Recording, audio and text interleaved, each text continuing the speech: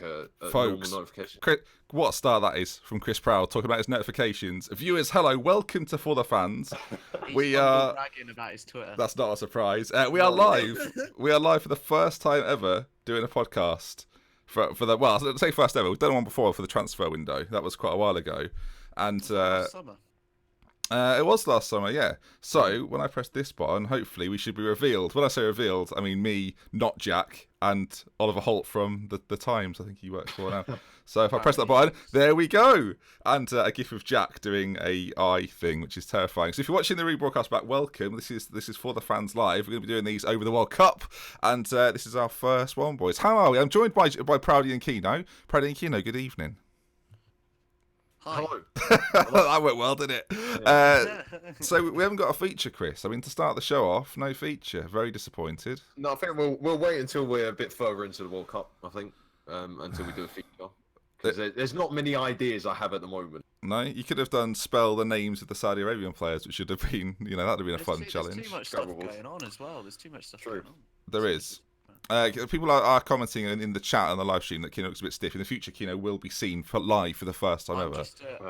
I'm venturing. He's too big time. He's not too big. He's like, is it Memeless, the YouTuber that's never revealed? Keno is basically Memeless in this situation. Lyric, you're the lyric of the streaming podcast world. Okay then, so without Jack as well, he'll be here at some point, we hope anyway. And of course, there's been some football. The World Cup started, boys. Are we excited, Proudy? Yeah, I mean the first game surprised me. I think a lot of us were expecting it to be a drab 0-0 or a drab 1-1. No, not at all. A 5-0 win. A 5-0 win to start the tournament. Oh, brilliant. Yeah, it was a good game. It wasn't bad. A lot of people were expecting, because Russia have been so poor coming into the tournament, no one really knew what to expect. And then with Saudi Arabia, who have traditionally been really poor at World Cups, who would possibly back them to do anything this tournament? Dear. There were some fun goals though as well. It wasn't like, yeah, you're right. After the first 5 minutes, 10 minutes, the kind of pattern for the game was quite obvious. Like it was clear that Saudi Arabia had a few tidy players and they were trying to get the ball down, but Russia always looked more threatening when they went forward.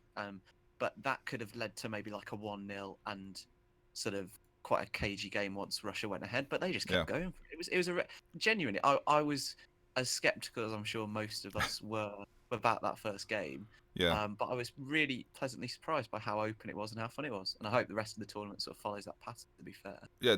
What do we think of the opening ceremony? I'm hoping we all watched it. I mean, I was glued from the minute ITV put on their coverage with Gary Neville. It looked a bit weird, didn't it? Gary Neville being on ITV. Yeah.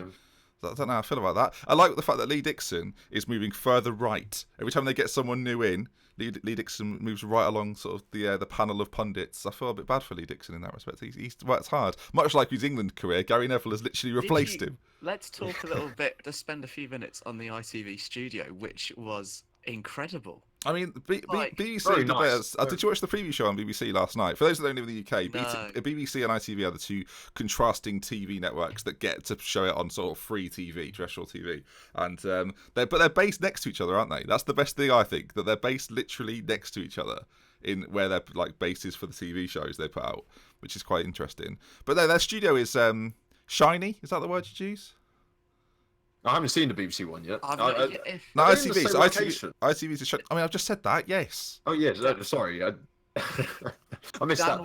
Dan Walker tweeted a photo of the BBC one. I missed the BBC preview, but I've seen the studio. It's a bit kind of. I don't know. It's a bit dark, isn't it? I don't know. I much prefer the ITV one. As kind of stupid as it is, like at least they went all out on it. Yeah.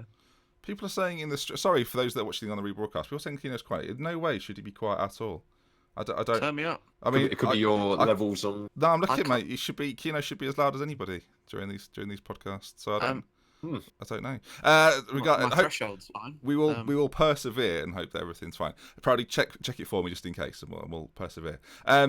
So no, opening ceremony. Robbie Williams did it. I didn't know that. Apparently, he announced it on Soccer Race. Really strange. But really strange. I mean, I like that he started it. He did a swear as well, didn't he? That ruined it for most people. I missed that. I only found that out on Twitter about 20 minutes later. Yeah, I wouldn't say I was disappointed, but I just thought, Robbie, that's your big chance to make everyone, love you again at the start of a World Cup, and he decided to do it. It just seemed quite an odd choice as well, because I don't know. Is he big in Russia?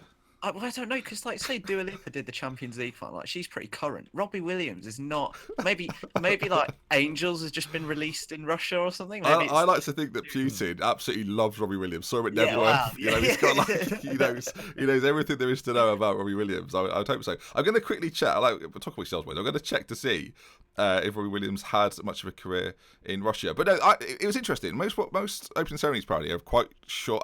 Quite long. This was about 10 minutes. They were like, let's get it over and done with. Yeah, I know. It's. I think they didn't really focus on the countries that much either. I think the flags came out, but normally, yeah, as you said, the ceremony's long. They focus on every country. They announce every country, and they do something for them. But I think this year they thought, oh, they can't be bothered, or they spent all the money on the stadium, so they haven't got enough left for the opening ceremony. Yeah. So that could be the reason. But yeah, I think Robbie Williams, yeah, it was a strange choice. But I think I read like 2 years ago he offended Russia. This is his sorry. So he was forced to do it. Is that what we're claiming? I was assuming he had to pick the songs from like pre-2000 because I thought he'd pick something a bit current. Well, he did the one about Russia, like party like a Russian, didn't he? Did he? Yeah. Do you not remember that party like a Russian? If you've heard it, you know it. If you haven't heard it, probably the only reason they picked that song. That's going to seem mad. I thought Angels was a bit of a strange choice to sing at a World Cup. Let Me Entertain You is obviously a good song. Yeah, that's fine. That one makes sense. That's a lot of logic. Yeah. Although the Russian woman that he was singing with, she had a great voice on her. No, she made it much better. She was miming though. That annoyed me. Oh, was she? Obviously shows you how much I was focusing on. Kino, I'm starting to think you didn't see the opening ceremony.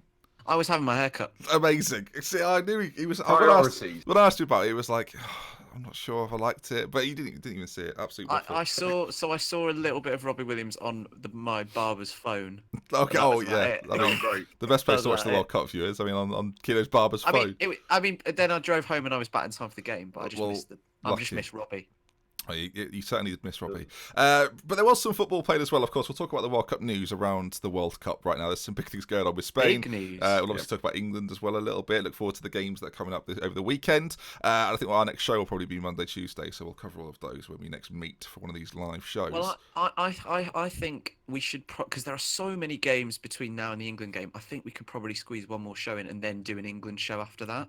Yeah, all right. Yep. Yeah, we can maybe do that. Because looking at the fixtures, are there 4 games on Saturday? I think. Yeah, there is from 11 till 8. From 11 till 10. Yeah, which is so we've got so much to round up between now and when actually Tunisia and England play. So yeah, I think we'll probably have a couple. Have we talked about it on our show? Have we all properly got World Cup fever now? If you haven't got it by now, you're never going to get it. You're not going to get World Cup fever. I am sort of 1 decimal point away from full World Cup fever just because England haven't played. Also, when England play World Cup fever, I'm there. Well, that's good. Okay, then. So let's talk about the game today. Then I foolishly made a video on my YouTube channel being like, I think that Saudi Arabia will come second and shock everybody, and it'll be surprising because their front three, not that we saw it too much against Russia, are actually quite good. You might have seen, like, if you watch the game, you'll know that occasionally they're on the ball, dribbling with it, not really having shots on target. That didn't actually occur. But with the ball, Saudi Arabia aren't shocking. It's when they haven't got the ball. There's literally no plan. And I didn't realise there'd be no plan. They played a friendly before the tournament, and they only lost to Germany 2-1. And Germany, Werner scored, but it was an own goal. So it's in many ways it's 1-1. A little bit unfortunate. Admittedly, right, friendlies you can't really compare to the actual World Cup, but that was giving me some false belief. Like Saudi Arabia finished above Ghana, I think it was, in their group, of course, who have been pretty good at World Cups in recent years. Their squad's had there's a lot of turmoil to do with Ghana, to be fair. But regardless, I sort of backed Saudi Arabia. Federation. And after 10 minutes, they were knocking it around quite neatly. I was thinking, this is actually, maybe this wasn't a stupid suggestion.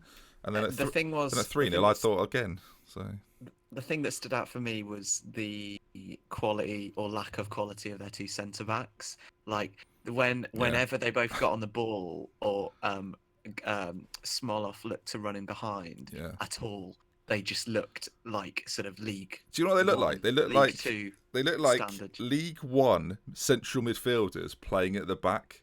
Yeah. Do you know what I mean by that? Sort of like I've watched my fair share over the years. That's Proudy deals in players. Okay, well, Proudy as an expert of League One and that sort of football, does that ring true that they've seen that sort of? To be fair, you do watch that standard. Where do they rate on I don't even really know. It's hard to say. Not comfortable on the ball. I'd say the midfield is probably a lot better than people. Because actually, the midfield was probably their best part. I think their midfielders were very good, they're very dynamic. They brought the ball forward really well. I think it was just the areas between the other 2/3 that was where it let them down. I think their defense was so strange because I think it was the second goal the first goal that Cheryshev scored. 2 players got sold by a dummy, and when 2 players get sold by the same dummy, it just shows you that standards obviously not very high. Yeah, I just want to. Sorry. At least, the right back would have at least been fooled by it, and then the centre back covers. But the fact 2 of them tried to go for the same thing, got fooled, and then Cheryshev scored. Yeah, I just want to apologise to. This is what happens usually, boys. We don't have a chat, so our mistakes go unnoticed and then forgotten about. But I said that they finished above Ghana. It was Egypt that finished above Ghana. Australia with a team that Saudi Arabia finished above in their group in the qualifying. So I knew it was a team close to sounding like that. I mean, is that close? Not really close. Not really. But Russia though. I mean. I thought was quite funny, and I think we should be looking at this in a light-hearted fashion, because otherwise it's a bit too scary for words. You had FIFA president sat in the centre. Oh, this is great. You had Saudi. What is he of Saudi Arabia? I don't really know how it works. Whoever he is, and obviously President Putin on the other side. The moment in which Russia scored, that was great. They looked at each other and shook hands. I was like, this is not a good look for the FIFA president. He must be thinking, this is not my... Imagine if it was Blatter, right? Would have all that would have been like major news. It was almost like it had been Blatter paid would off. have put his arms around the 2, either side. Do you know what I mean? He would have joined in, or they would have put their hands in the middle, like a kind of 3-way sort of handshake. It was was, a little fist bump. It was a money exchange from being global news. Imagine if we'd have seen monies change in that moment, that would have been.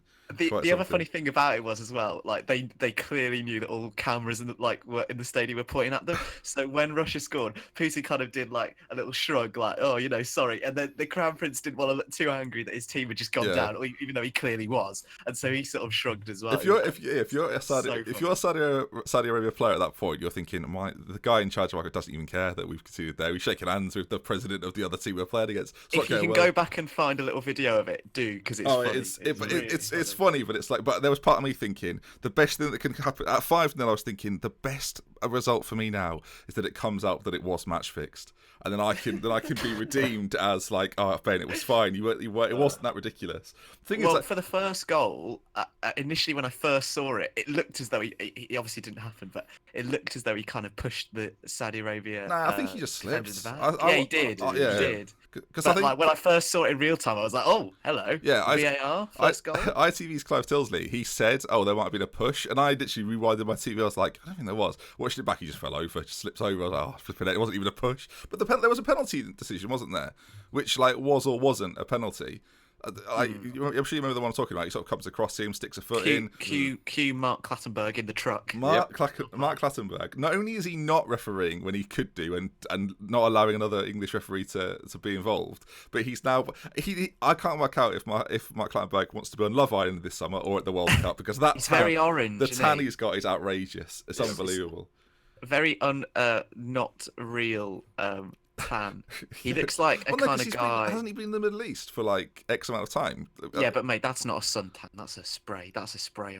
I think so. He's too orange. Yeah, he's too orange. It's not. But that's what you look like. That's what you look like if you spend a long time in Newcastle, not like the Middle East. Doesn't make any sense. And Alan Pardew are booking a VIP table at Pop World or something tomorrow.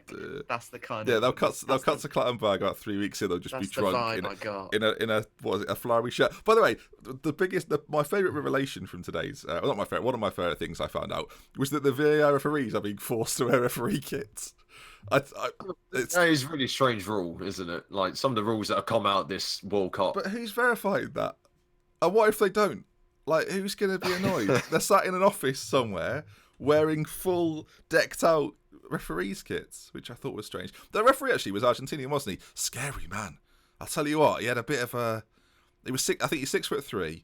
He's a fitness fanatic. That was the line they had on him. I love the little tidbits about referees. Fitness fanatic from Argentina.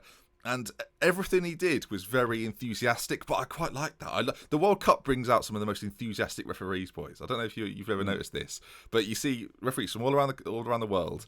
Some of them are very quiet. A lot of them are very strict. And I think that something to look at. Referee watch should be something we should focus on, because some of the referees are going to be funny. I can sense it already, especially with VAR as well getting involved. That'd be interesting. Now, on the penalty parody, did you think it wasn't? Would it have changed the game at all? Probably not.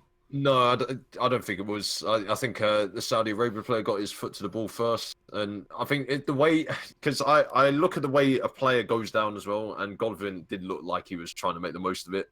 Well, I actually think, if he'd have been a bit more honest, smart. No, I think smart is probably the best way of putting Yeah. it. I think he probably may have got had a shout there, but no, it's not a penalty. And the fact that was it? I think they mentioned at half time as well that VAR. Yeah, they didn't even go to that. I think they just said no, it's not a penalty. They just carried on. I think, well, obviously there was no change in the decision. So, but I think it'll be interesting to see though if those sort of decisions do go like the way of the player that's being fouled. It'll be interesting. It will be interesting to see later this tournament. Kino? I've got to say, I'm a little bit worried about VAR at this World Cup. No, I think it's great. I think it's a really good implementation. Because Kino, it's great. It's tried and tested, mate. No. Nothing can possibly go wrong. It's brilliant, and it should be used in the premier competition of world football. It should be. It's the right place to continue to test it, but with referees that have never used it before in their entire lives. But the thing is, I worry that this will like because there will be like a farcical point where Jonathan Pearce is really confused and no one knows what's going on, right? And but I live for that moment. Personally, I actually believe that I think VR is the right way to go in the long term. But this could really damage the case for that because they're doing it at a time when it shouldn't be here. They should not actually say the premier competition in world football. You're testing it. I feel like. I absolutely people for people that follow me on Twitter or that have maybe listened to the show in the past. I am quite anti VAR when it comes to VAR. I don't think in the current form in which it is available, it is near enough to good enough to be used in, for example, the World Cup. I do think in the future there may be a version of it that's great. Goal line technology, for example, I absolutely adore. I think it's brilliant. There's no faults with it. He's got his little watch on. If it goes over the line, it's a goal. Sorted, not a problem. But until we have sort of that level, I honestly want sort of 10-second decisions. They've got to know straight away. And maybe that incident, maybe it was used over today, right? And we didn't really see it. And that's great if that was the case. But again, the referee that we had today from Argentina, he's never used VAR. So his first instinct as a referee, he's been refereeing for what, 20 years of his life, 10 years of his life? He's never to think, I better go to my video replay that I've got on hand. And that's my fear, that they're bringing it in at such a level where it's, as you say, Kino, such a high profile case each and every time a decision is made by it.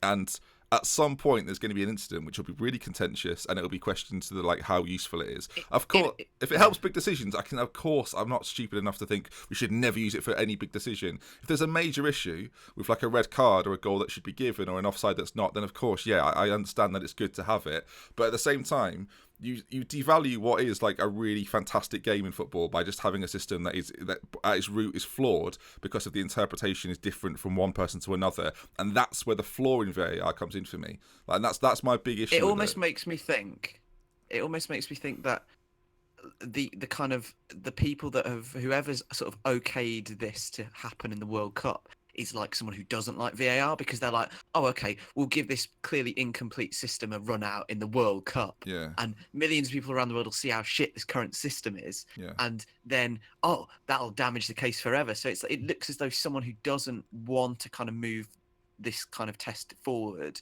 has been the guy who's kind of said yes to this, because you think the best way to possibly do it would be to kind of gradually bring it in around the leagues, the kind of stuff that goes which on they are doing, but they've gone like straight from that to World Cup, straight to the World Cup. Like we've not even had it fully in England. We've had it in a cup competition. Like, of course, Germany have used it this year, Italy have used it this year. I think Australia use it as well. There might be one or two others, but it's not enough. Probably, what do you think about it? You chip in here.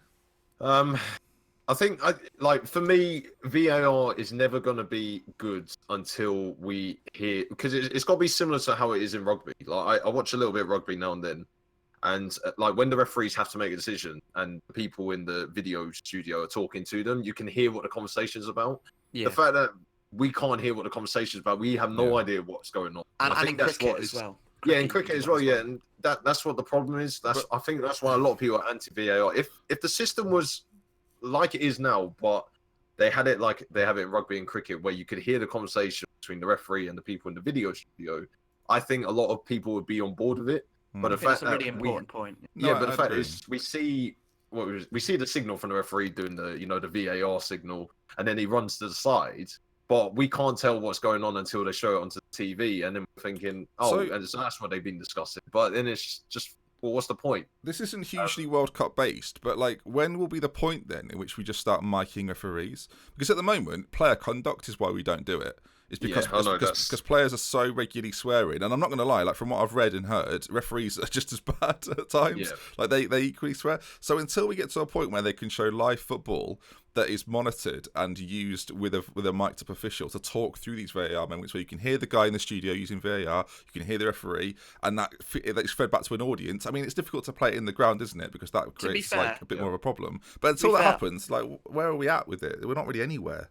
I don't think it would need to be miking up the referees for the whole game. I think it could be very easily done by whoever. Just use for VAR then. Just sort of unmute the mics when they're talking to the studio. Do you know what I mean? Yeah. Like, and it's what frustrates me about it is it's obviously doable because we sit in rugby. I think the comparisons between rugby and football, like rugby and cricket, for example, they're so stop-start. Same with tennis. Like, there's natural pauses in those games all the time.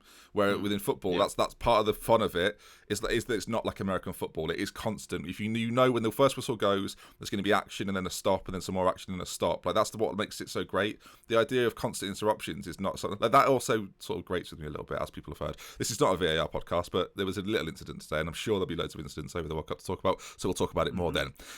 So yeah, 5-0 win for Russia. They obviously go top of Group A with Egypt and Uruguay tomorrow. Quickly on that then, boys, how do we see that one going? Of course, Mo Salah is reported to be fit for that. Luis Suarez and Cavani all ready and raring to go for Uruguay. And it's going to be an interesting game. One of the best in Africa against one of the best in South America. I'm really excited for this game. Really, really excited because who'd you have winning it? I think Uruguay. Uruguay are one of my dark horses because I think they're they're different to the Uruguay that we have known in the past two tournaments, probably, while still kind of retaining the qualities, if you know what I mean. So they for instance, their midfield now is much more able to play. They can be a kind of slightly better, aesthetically pleasing team while still keeping, like, you know, the qualities of players like Godin and Jimenez and Suarez as well. The effort that they put in. But the difference between the Uruguay of this year and maybe 2014 is that they have players like Torreira and Betancourt and slightly better ball playing midfielders, which will make them, I mean, for their strike force, who we all know about, supply them so much more effectively. So I think they can really actually go far, and they've got experience too. Most of the squad, you know, the veterans, have got experience of going relatively deep in tournaments. They've got a decent group, so you'd think they'd qualify first, because I do think they'll beat Egypt tomorrow. Egypt are the team I think will go second if Salah's fit. But yeah, Uruguay, dark horse. Of course, in the chat, let us know your score predictions for Uruguay versus Egypt. It's interesting. I'm not sure on score. Have you got a score prediction you want to go for, maybe? It's so difficult because I would have said Russia would win like 1-0 today. They went 5-0. Maybe like a quite 3-1 Saudi Arabia. No, okay. 2-0 to Uruguay. Okay, it's interesting, Proudy, that Uruguay are 28-1 with a lot of bookmakers, 25-28-1 with a lot of bookmakers. England 16-1. Like, I think, but it's the route though, that's isn't quite a it? big jump. But I guess Uruguay have to face either Spain or Portugal if things go the way we're expecting, and that obviously plays a major factor. But Uruguay are 9th favourites for the competition. I should say, for again people on YouTube, if you go into the top right or where the eye is, you can vote on who you think who's your favourite for the World Cup. We've got 4 options: Brazil, Germany, Spain, and France, and then other, which is just sort of Argentina, Belgium, England, Portugal. We'll read out the result of that at the end of the show, but do get involved and let us know. Some of the Paddy, we'll come to you. Some of the score predictions. Lots of people saying Uruguay. Got a draw maybe as well. Someone's put in there. He's got the name Salah spelled a little bit differently to Salah. He's got an E instead of an A, but it's close. So I mean, maybe it's him. You never know. Paddy, how do you see it going? Mo Salah, of course, back and fit. How fit though is the question. I think this could be quite embarrassing for Egypt. I think this is a bold statement. I think because I'm looking at Egypt's recent results. They haven't won a game since they qualified for the World Cup when they won 2-1 against Congo and Salah scored the last-minute penalty. Yeah, they haven't won since then. They've drawn teams like Kuwait. They've lost to Greece. They lost 3-0 to Belgium in a friendly. They've drawn Colombia, which is probably one of their more positive results. But it seems like they just it's not similar to Liverpool. They were without Salah for a couple of those, but I see what you're saying. Yeah, but they heavily rely on Salah. He's got 33 goals. I'm looking at the squad actually. He's got 33 goals. The next top goal scorer in their team's got 6. So six goals in 37 games he has, and then the one after that 5-4-3. So if Salah's on form, then they will be fine. But the problem is, I look at their defense and their midfield, and they don't stand out. Like there's a lot of players. I think there's a Wigan Athletic player who I saw who I didn't think was very good this season, but he's made the team. Yeah. You've got El Nene and Hegazi, who some people will know because they play for like West Brom and Arsenal. But other than that, you look at the team and it's just they don't stand out in any way. And I think Uruguay with Suarez and Cavani up front, I've actually predicted as well. I think with my friends, I think Cavani could end up as one of the top goal scorers this tournament because some of the teams in this group, you got Russia, Saudi Arabia, and Egypt. I mean, all three with very weak defenses. Yeah, exactly. Yeah. So I think Cavani could at least get 5 or 6 in the group. No, I think him and Suarez will be licking their lips. I think looking at this group, it'd be nice. Mm-hmm. With Egypt, it's quite interesting because I had to look into them for when I did a link up with OneFootball for my own channel, and it's interesting because I had to look at it and like Egyptian. I mean, if we've got any Egyptians in tonight, do let us know. But Egyptian media don't really rate the way Egypt is set up, and neither do the fans of Egypt. They play very defensively and they're like very much counter-attacking, as you can imagine with players like Salah. Like they set up very defensively and just hope that Salah kind of does something. So there's a lot of pressure on him to be the main performer, and he's coming off the back of what is actually quite a serious injury that he's sort of been forced to recover from quicker than expected. And it'll be interesting because I've got a theory about Salah that when he's not fully at it, he's not at it. So I'm a little bit concerned. Like there were games for Liverpool when he wasn't. You could tell almost he wasn't quite fully fit or he wasn't quite there, and he has so little impact in those games. Like you look at his season, he's had a fantastic year, goals and assists in almost every games. But it was obvious in those games where he didn't sort of perform, and when he was stifled out of them, that he wasn't quite with it. And I worry that with a lesser side in Egypt, if he's not getting him the ball, or almost they're getting the ball to him too much, and there's too much pressure on him to do something, there could be issues coming into it. So he's definitely a player, I think, as you know from watching him, that not only is if everything is set up for him in the right way, he'll have a season like he's just had. But what are the chances of an injury first half? First half injury to him, and then that sort of game of that. I'd be so sad for him because he comes across as a lovely man. Yes. Speaking of injuries, it was quite sad to see Shagoyev go off as well today because he started quite well for Russia. He was predicted to be great about 6, 7, 8 years ago, and it never really happened for him. And I mean, he stayed in Russia and has had a decent career at CSKA, but it was quite sad. The change, I mean, just quickly on that, the change arguably made them better. Like such a good game. Like they didn't. First 10 minutes, I'll say it again. First 10 minutes, Saudi Arabia, they had them by the balls. Then. Yeah, well, we saw what happened. There's other games. There are more games, but quickly with Group A, just so we can go over it, because we didn't do preview shows for the World Cup because we felt like we'd be doing sort of having the same conversations over and over again. But how do you see the group going to progress out, Proudy? Uruguay and Russia. Okay. I wonder why. I wonder why you're saying that. But okay, fair enough. Kino? Yeah, I agree. I think that the win today for Russia is massive, and also the goals that they scored is quite important. Yeah, I think the goals is the big thing for me. Actually. Really, really important. So, I mean, that almost gives them an extra point over Egypt, whatever happens now. Yeah. So, and as you say, we've just spoken about Salah. If he isn't on it, and if he is a little bit off, I think that'll really affect their performance. So, yeah, Uruguay and Russia, I think, with Egypt. We said Cavani and Suarez are looking forward to playing Saudi Arabia. I bet Salah's quite excited as well, to be fair. So I guess we'll have to wait and see with that one. But I think it's interesting. I would go with Uruguay and Saudi Arabia still, because I think Saudi Arabia have shown today that that their ability to bounce back from tough situations is going to be evident. But if I was to answer honestly, I still think Egypt are a better side than Russia, but I think it's funny, isn't it, how the World Cup does this? Russia-Egypt all of a sudden is a really exciting game. Like whoever wins that is going to be through to the last 16. It'll be really interesting to see what happens. It's great how like the results of the group throw up, big matches. Yeah, like Egypt. If you'd have seen that you wouldn't expect. If you'd have seen Egypt-Russia start the season, you go, we can go out for a meal with your family if you want, Ellie, on that night if you really wanted. But now it's like I've got to see what happens. Okay, then I'll go Uruguay. I'll go Uruguay, Egypt. I still think Egypt might do it because I think Egypt might beat Russia, but it does very much depend on Salah. Right then, Group B, of course, the 4 o'clock kickoff tomorrow is going to be Morocco versus Iran, which should be, that's a huge game for both. It's one of those games, isn't it, that it's quite similar actually to Russia, Saudi Arabia in that sense, isn't it? Say like that. Morocco are probably the favourites for it. Iran are not a bad side by any means, but I think it's a game that most people will look at and go, again, if I miss a bit of that game, I'm not too upset. But it could be one of these games sometimes. Today was a good example. Could be a really exciting fixture. Kino. Yeah. Oh, okay. Sorry, Paddy. Oh, yeah. No, I think you're right, and those first games, particularly if like the two big teams are playing one another, are so important.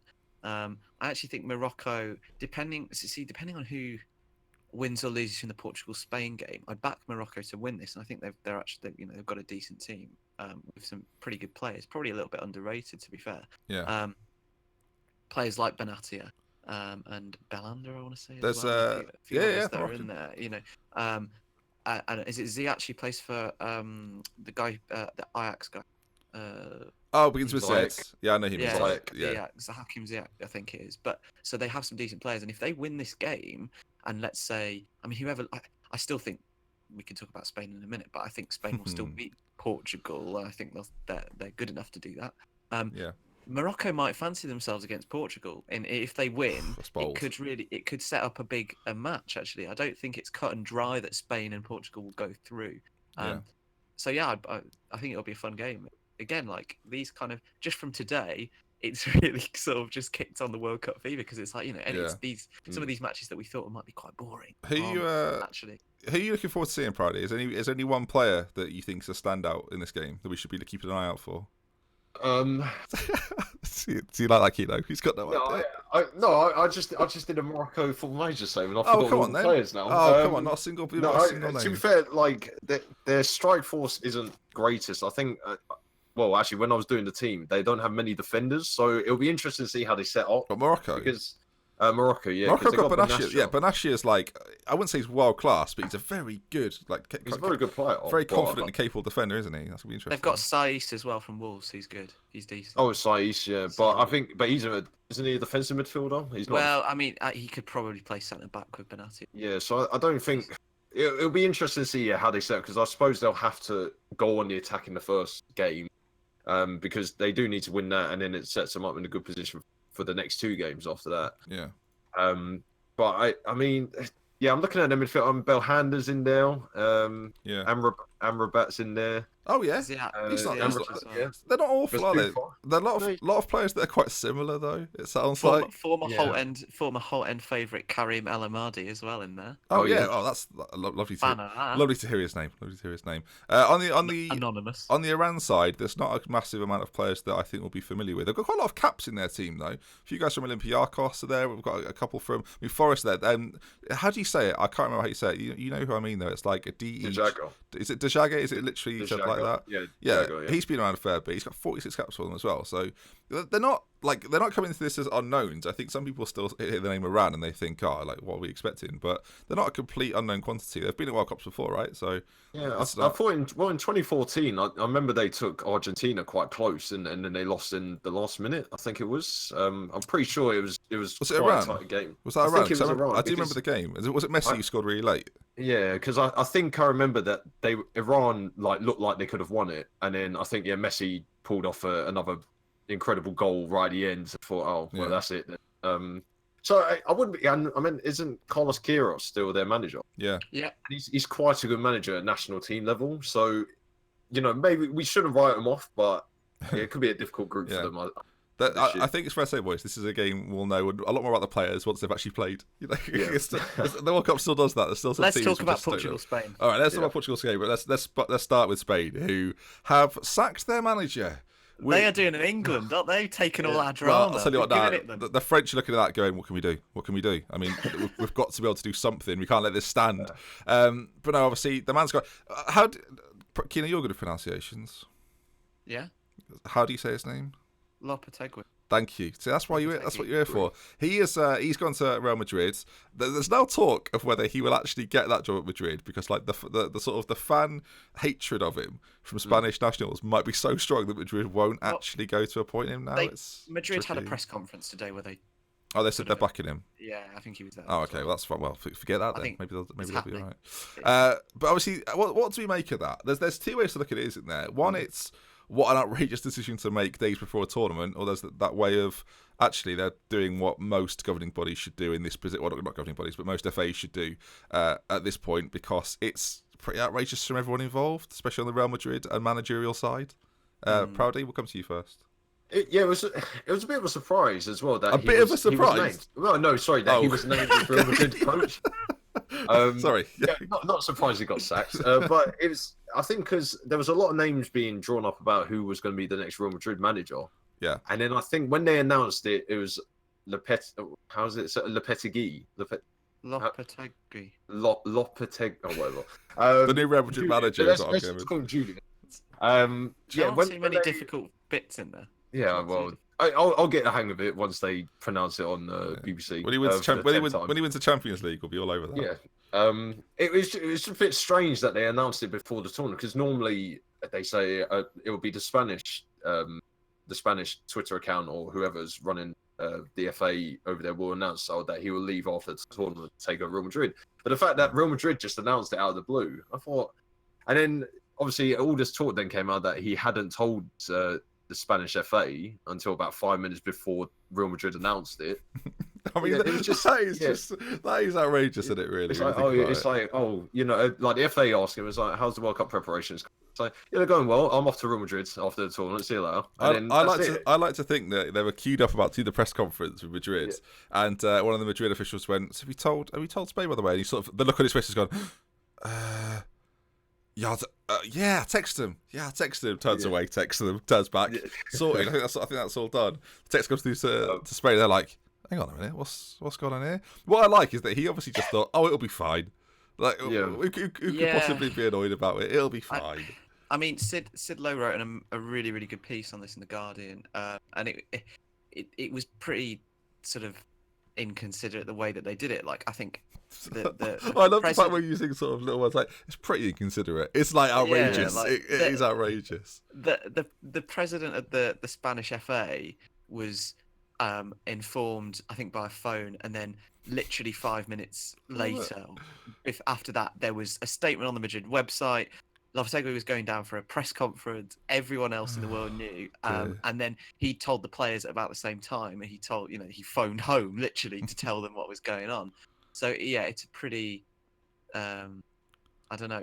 As you say, if it was like France or even England or something, it would seem quite. It'd be funnier, but because Spain are so good, it's a bit like, well, at least there's a little bit of disadvantage thrown their way. This could maybe stop things. Ramos doesn't think so though. Ramos is cool about it. Well, I don't think either. Actually, I'm not sure it will make too big a difference, because they've appointed Hierro, who I'm right in thinking was he was part of. It was the under-21 manager, I believe, of Spain's under-21 system. But he's come out and said like they're not going to deviate one iota. I love that. You don't see the word iota enough. He was director of football. From our philosophy. Was he? Wait, what, Spanish director of football? Yeah, of this team. So he'll know the kind of the plans that Lopetegui had in place. So I don't think it will really change their outlook on the tournament too much. And so many of these players as well have been there and won everything there is to win. And I don't think their kind of confidence or mindset will be knocked too much, to be honest. If the only thing that maybe could disrupt maybe their preparations is not so much the actual footballing side, but maybe the kind of media storm that is hitting them at the moment and will continue to kind of thunder on from the Spanish press, and that might be a slightly distracting factor. But I think on a footballing level, I don't think it will make too much of a difference. Yeah, Sergio Ramos said, the sooner we forget this, sorry, I'll start again. The sooner we forget this, the better for all. We shouldn't use any of this as an excuse. I don't know if anyone has made the mistake, but neither the coach or me should answer that. It was a sensitive time, I can promise you, but there is no breach among the players. The unity is the same. So it's like, there's not many teams this wouldn't affect. I think Germany it probably wouldn't affect. But and then maybe Spain, and that's probably it, of teams that wouldn't feel like under massive pressure and massive duress from this sort of change. I think they'll be okay. So when it comes to the game against Portugal, I bet Cristiano is going to try and make the most of it. Though I'll tell you what, I bet he's well up for this. Probably it's your last World Cup, right? So this is going to be interesting. How do we see that game going, Brody?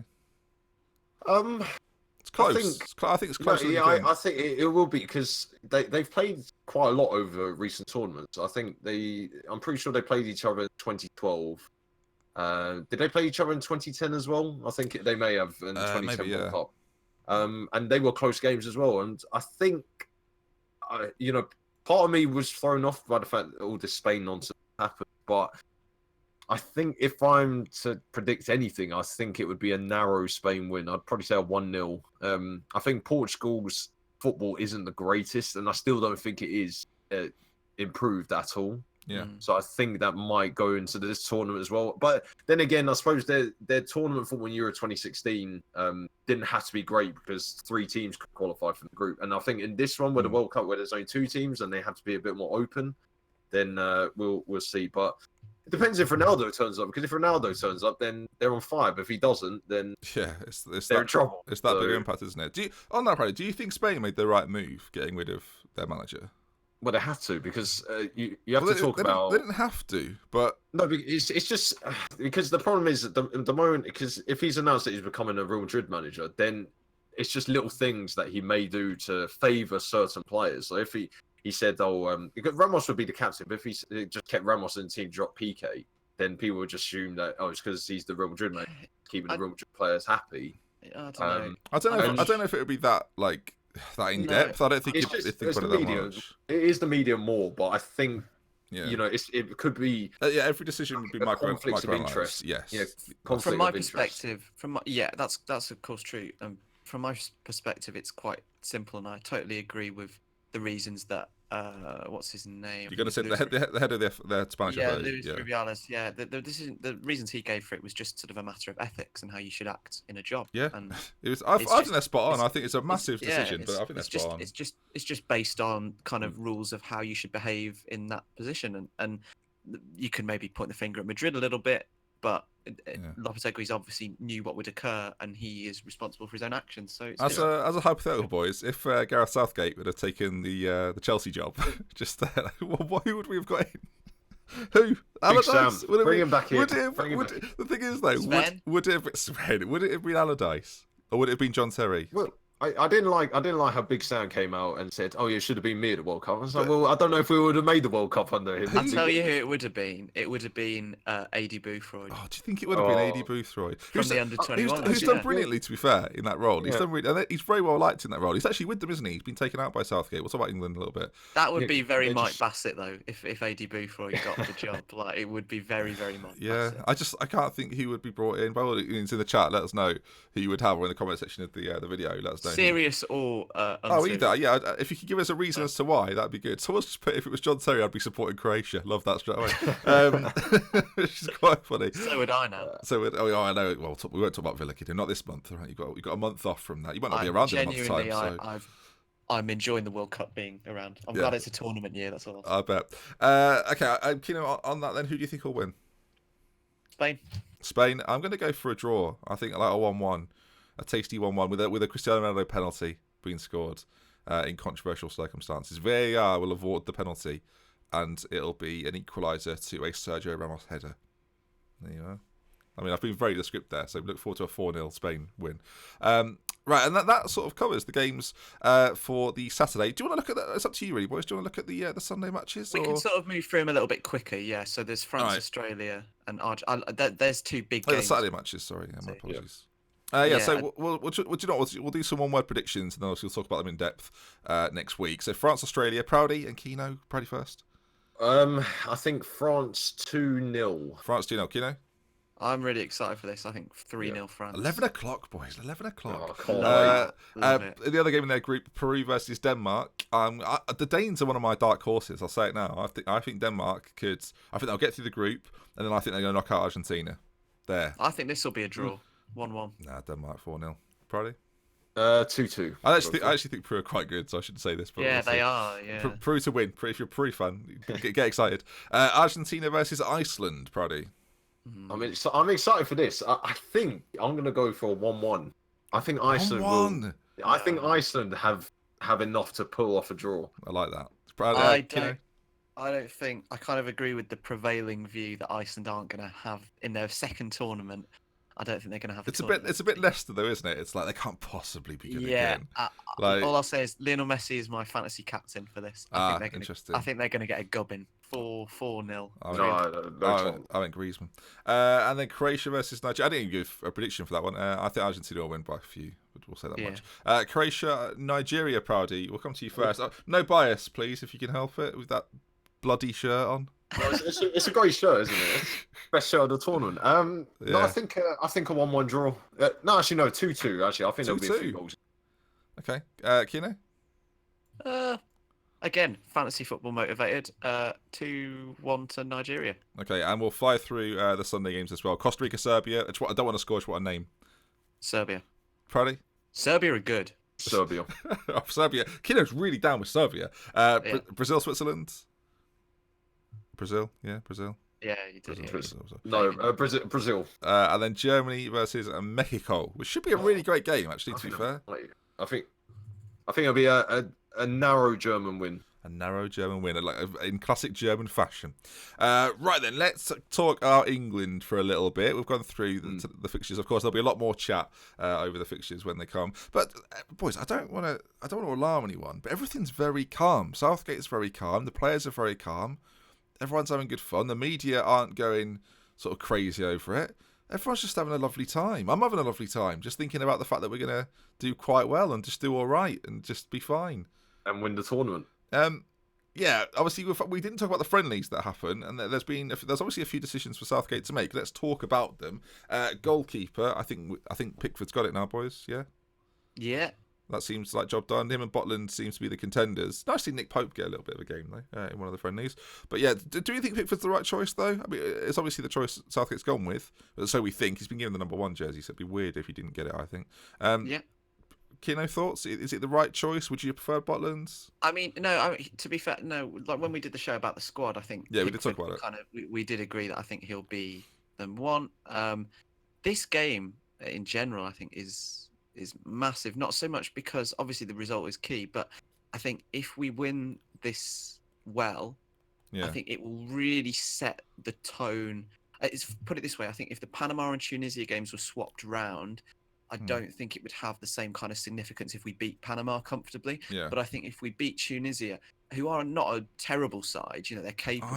I actually don't agree with that. I think Tunisia are a bit. I think they're more of a challenge than Panama, though, for sure. I feel like that reverse things happen though, where you go into a game, and you go, oh yeah, we'll walk it, and the people go, actually, no, they're actually quite good. They're not actually very good. They're not. I don't want the England team to be thinking that though, because I don't want the complacency. Oh, I don't think Southgate will let it happen, but I'm just saying that this sort of, I feel like it's a bit false that everyone's going, actually Tunisia are quite good. They're not that good. They're really if we don't beat Tunisia, it is a big worry. But let's put it that way. Is it not to do with the fact that, I think I was listening to BBC News and they said in our last 15 opening games, we've won 3. Yeah, and you look at the teams we've not beaten. We didn't beat the US in 2010. We didn't beat Italy in 2014. Is probably acceptable. Yeah. 2006. Oh no, we beat Paraguay. But I think that was worrying, a little bit. Some of the teams who we haven't beaten in group stages makes you think that I want to be a bit skeptical about Tunisia. But if we beat them 3-0, I'll be delighted. I think that'll be the tournament done for me, and then we'll win it. So I think Panama is a more difficult game than Tunisia. I'll put it that way. No, I don't agree. All right, we'll see when we're ready. It's Harry Kane. I'll prove you wrong one way or another. Who do we expect to start in this game? Well, shall I give you my projected 11, and then I'm thinking in the midfield is the key. All right, well let's quickly go through. They've been really interesting friends. I'll put out my 11, boys, then you disagree as and when. Right, so Pickford, and then back 3 of Kyle Walker, John Stones, and I think he'll go Cahill over Maguire, which we'll see, but I think he will. Danny Rose one side, I think he'll play Trippier over Trent on the other side, and I think he'll go with Rose over Young as a point as well. Henderson to sit in that middle, then Lingard one side, Ali the other, and then you've kind of got a situation with Sterling and Kane up front, and that's your team essentially. Thoughts? Yeah. Do you disagree with any of it? Sorry, did you have Loftus-Cheek in? No. Lingard, Ali, and Henderson to be sort of a 3, but with both of them supporting Sterling and Kane up front, which is what I think he'll go with. It's not necessarily what I would pick, but that's what I think he'll go with. See, I think I think the rest probably picks itself, but I think Loftus-Cheek was really impressive in the game against So was Rashford. Yeah, he was, but when Rashford I don't. To be fair, I think Southgate likes both Rashford and Loftus-Cheek. I mean, he talks about them really positively. Rashford's had a little kind of niggle in training, which is fine, but I think that'll probably put him out of starting contention. And also, he doesn't quite fit, I think, in the starting 11. Whereas I think with Loftus-Cheek, Southgate clearly likes him. He's impressed in the friendlies. And I think one of those 2 slots of Ali and Lingard are definitely up for if not kind of being taken, but definitely rotation. So I think it might be interesting. It could be a tactical thing, depending on the research that Southgate and his team have done. I could definitely see Loftus-Cheek starting against Tunisia for either maybe Lingard or Ali. He didn't try Ali and Henderson in the friendlies. Because obviously Henderson came back late and Ali played in the first one with Dyer. And I wonder if that might make him slightly more hesitant to play the two of them. He might end up playing Loftus-Cheek, as you say, next to Henderson. But I like that. I can't remember who made the point on what, but within this 11, there's then about 7 or 8 players that could legitimately fight for places and still come in, and it puts the pressure on the players that are playing to actually perform. And we've too many times with England setups is we've had our start 11, then 1 or 2 others that were pretty close, and then 10 players that are never going to play or start. Whereas with this team, that is not the case. You look at Sterling, Rashford could easily come in, Vardy's there pushing them all the time. You mentioned Loftus-Cheek, he's obviously very, very much ready and raring to go. Harry Maguire's another one. If any of the battle of 3 don't play particularly well, he's there. Butland putting a bit of pressure on Pickford. Young on one side, Trent on the other. There's lots of Eric Dyer and Henderson. There's a battle between those two. I actually think Southgate will mix that up. I don't think he'll play the same player in every group game.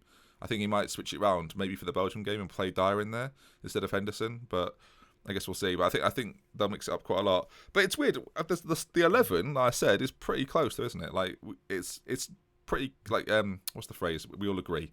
Consent, not consented. Anyone? What? Sorry, what? Just listen, Keno, and you'd have helped Consent. out there. I don't mean consented. It's pretty. No, consent. Oh, that's the consensus. Consensus. Sorry, that's what I was looking for. Consensus. I was going consented, which I think it also will be consented, but I meant consent. Well, you'd hope so. You'd hope there'd be consent between the players. I knew I had the word. I just didn't know whereabouts it was, but there we go. Consensus. It's finally. And all in all, everything's looking pretty rosy. I'm excited as well, but there's that little bit, isn't there, that thinks don't It's going to be the excitement until the first 5 minutes when we go behind and they think, oh, here we go again, isn't it? Oh, no. What will happen is there'll be a moment similar to the Sterling ghost goal where, we'll look good for 20 minutes and then we'll all be like, oh, this is on. And there'll be chances and we'll have Kane will have a few really good shots that just go over the bar and stuff and we'll be getting really into it.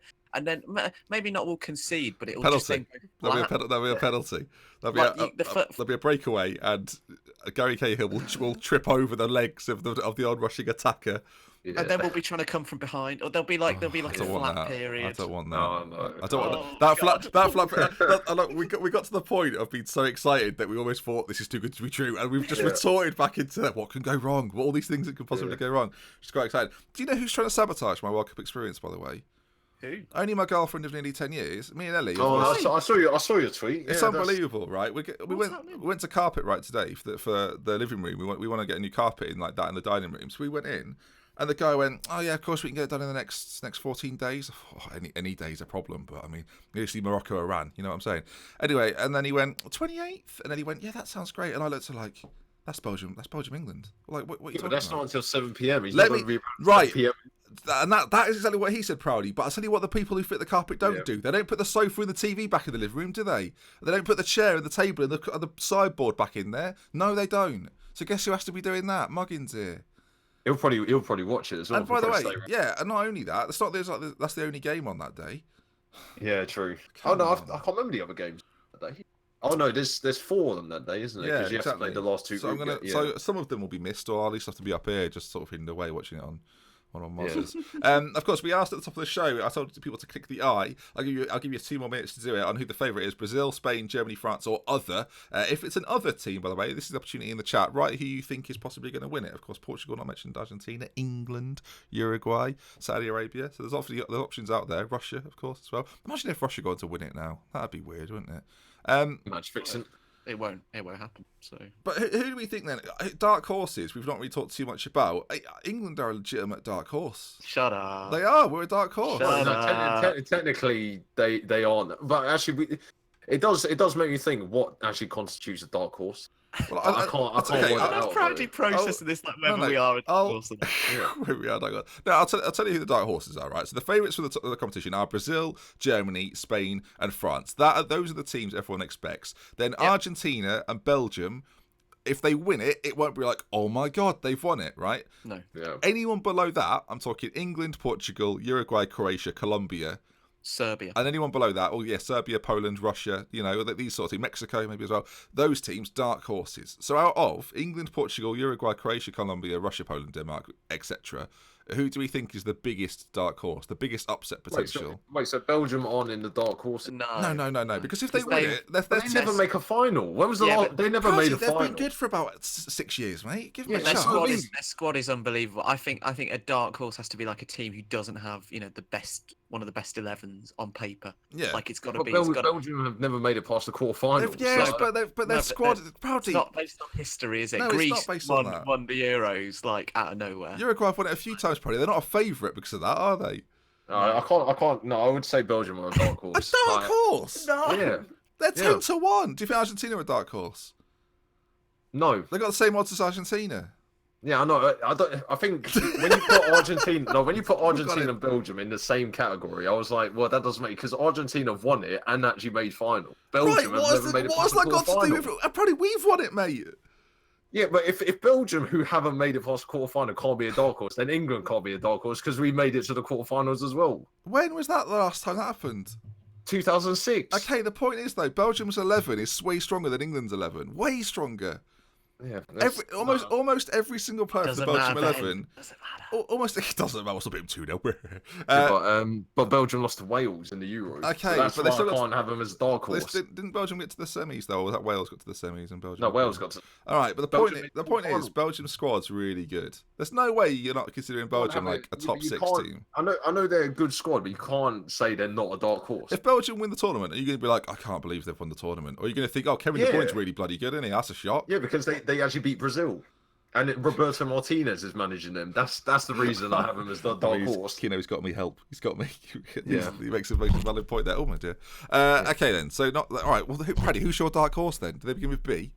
No, Uruguay. Oh, brilliant. Yeah, I agree with that. I think they'll knock out Portugal, but I think they'll lose to France though. What have you got to achieve as a dark horse? 3rd place. I think there are always a team that kind of get to the semis. Yeah, like that you don't expect.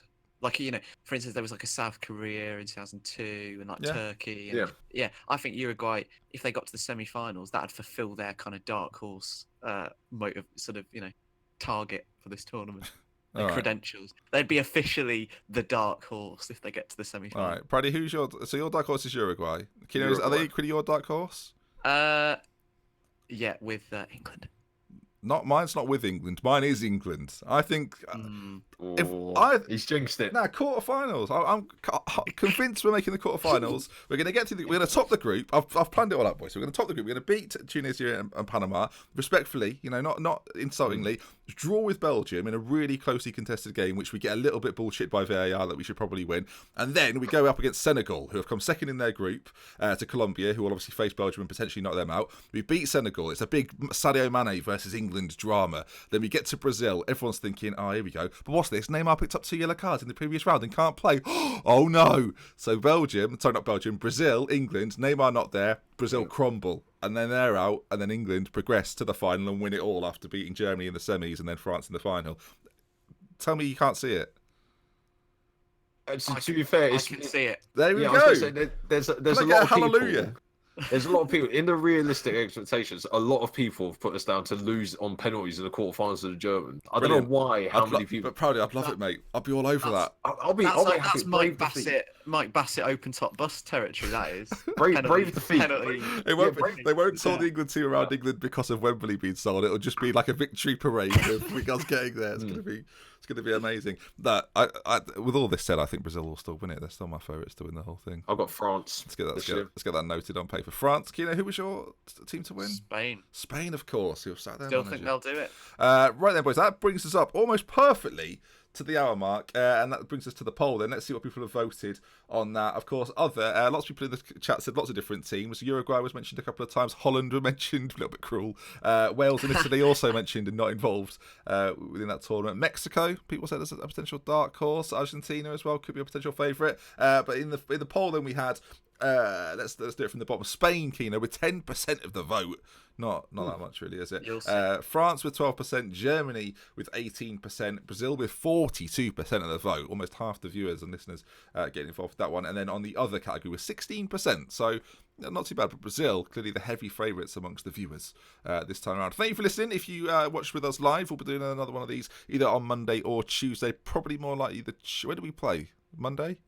Monday, 7 p.m. We play on Monday, so it'll probably be the Tuesday, Monday, unless we are high as kites after a 6-0 demolition of Tunisia. Then you never know, you might see us then as well. Or we'll be, even I might have a side to calm my nerves. I know. We'll have to wait and see. That's like an interview with Gareth Southgate when he was like, "I'll occasionally have a beer on the weekends." I love that. I love Gareth Southgate. I'm well on board. I hope he's successful because I think he's a thoroughly nice individual. And if it goes wrong, that'd be very disappointing. Kino, thank you for joining me for this live For the Fans show. Cheers. Thank you. Proudy, pleasure as always. Yeah, thank you for having me again. And hopefully, viewers, you enjoyed the live element of For the Fans. If you did, do let us know in the comments section. And of course, if you're in the chat as well, thank you for hanging out. And of course, follow us on Twitter at For the Fans Show, in which we rarely tweet, but you can follow me, Proudy, and Kino. Links in the description, where we actually tweet quite regularly, boys. Yeah, we're a disgrace. Also, for those that although I'm tweeting about Love Island, it's just occurred to me that on this graphic that I'm using, it says search on iTunes for the fans. We're not on iTunes anymore because we're only going to go for another month, and then we're not doing it anymore, and the server costs are about £200. So, I mean, what can I tell you? Well, that's just the way it is. So until next time. Thank you for lots of content. Indeed. Thank you for listening. This VOD will be available afterwards as well. So if you just joined and you missed it, don't you fear. It'll be live on the channel. And if you watched in the future, remember to leave that like. With love, with care then. For us, For the Fans, we'll see you again soon. Proudy's waving. Kino, can you wave as well?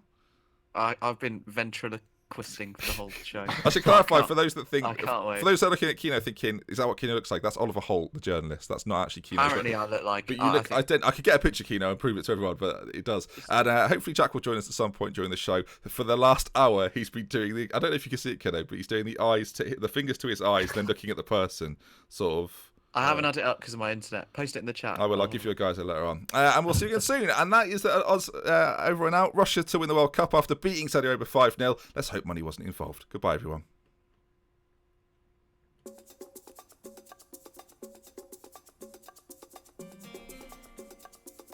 Are we? They can still hear you, but I'm playing the outward jingle. Okay. Love you all. Well, stop the love in motion.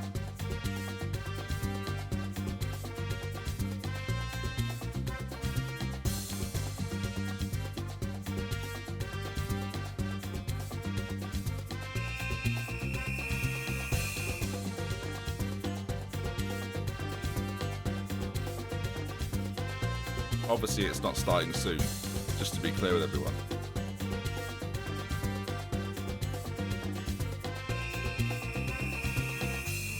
See you next week.